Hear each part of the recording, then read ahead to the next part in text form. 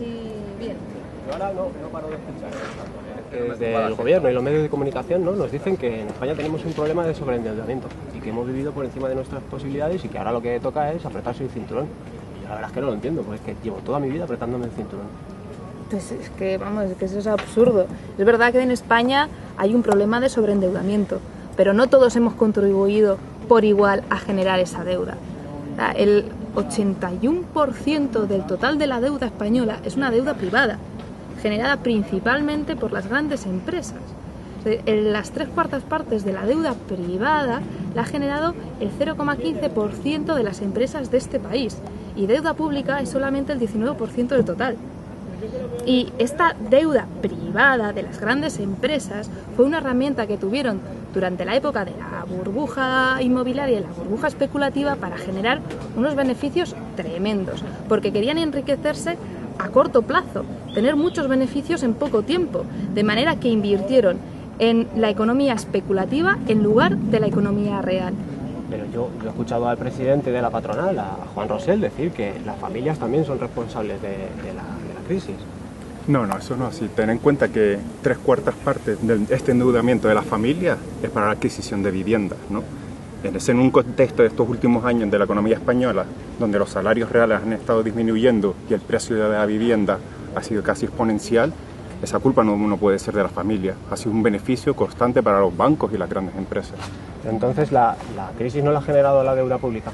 ¿Qué va? Pero si en el 2007, justo antes de la crisis, la deuda pública era del 35% del Producto Interior Bruto. Era una de las deudas públicas más bajas de Europa. La deuda pública ha aumentado después de la crisis, por tanto no puede ser el origen de la misma. ¿Y por qué ha aumentado? Pues por diferentes motivos. Uno de los más importantes es la ayuda que el Estado ha dado a los bancos. El Estado ha dado dinero a los bancos, dinero público. En 2012 las ayudas a los bancos eran del 215.000 millones de euros, más de 215.000 millones de euros. Claro, y como si eso fuese poco, ahora tenemos que sumarle los 100.000 millones del Fondo de Rescate de la Unión Europea, que siendo el Estado último avalista de este préstamo, lo más seguro es que esa deuda privada se convierta también en pública. Y a eso también le tenemos que sumar el incremento de los intereses, porque en el 2007 estábamos pagando 12.500 millones de euros por los intereses y en el 2010 eso ya ha subido a 22.000 millones. Y le tienes que sumar también la crisis que generaron los bancos y las empresas por su sobreendeudamiento y que hicieron estallar la burbuja inmobiliaria y la burbuja especulativa.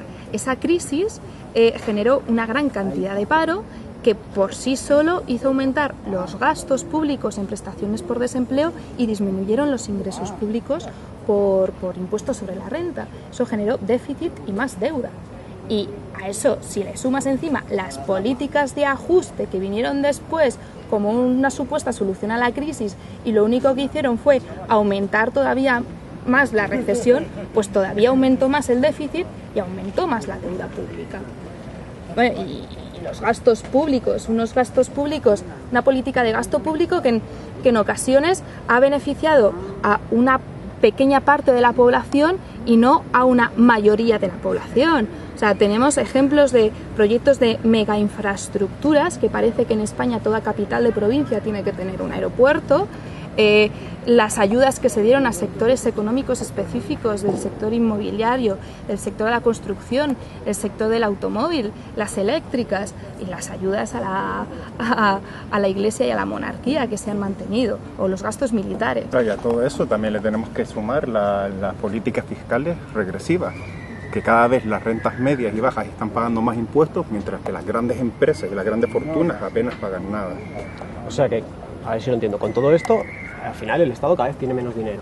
Y si no tienen dinero, entonces ¿de dónde sacan los fondos para los rescates? Pues porque se endeuda. O sea, el Estado aumenta su deuda pública para conseguir recursos para dar a los bancos, de tal manera que los bancos, con ese dinero público, disminuyen su deuda privada. Entonces, hay una transferencia de deuda privada a deuda pública. Fondos que son adquiridos por el Banco Central Europeo se los dan a los bancos a un 1%, después resulta que ellos compran la deuda al 5%. ¿Cómo? O sea que sin hacer nada ya están teniendo un beneficio de un 4%. Son los bancos que son rescatados los que compran la deuda pública.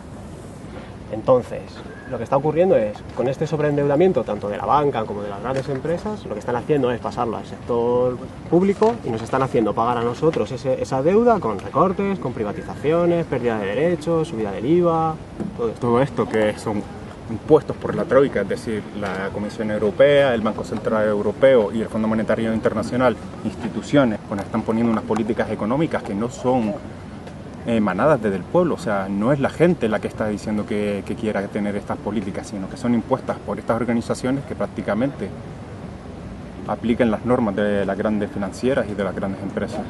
Entonces, esta deuda es una deuda ilegítima, se puede decir, y tenemos que pagarla, no hay ninguna alternativa. Pues claro que hay alternativas. Otros pueblos que han pasado una situación similar a la nuestra han hecho auditorías ciudadanas de la deuda. Se puede hacer una auditoría ciudadana que no es más que un análisis para determinar qué parte de la deuda es legítima y qué parte es ilegítima porque ha beneficiado a una minoría de la población a través de medidas totalmente antidemocráticas. Y se puede hacer una auditoría ciudadana y se puede determinar con esa auditoría quiénes son los responsables. No tenemos que pagar una deuda que no es nuestra.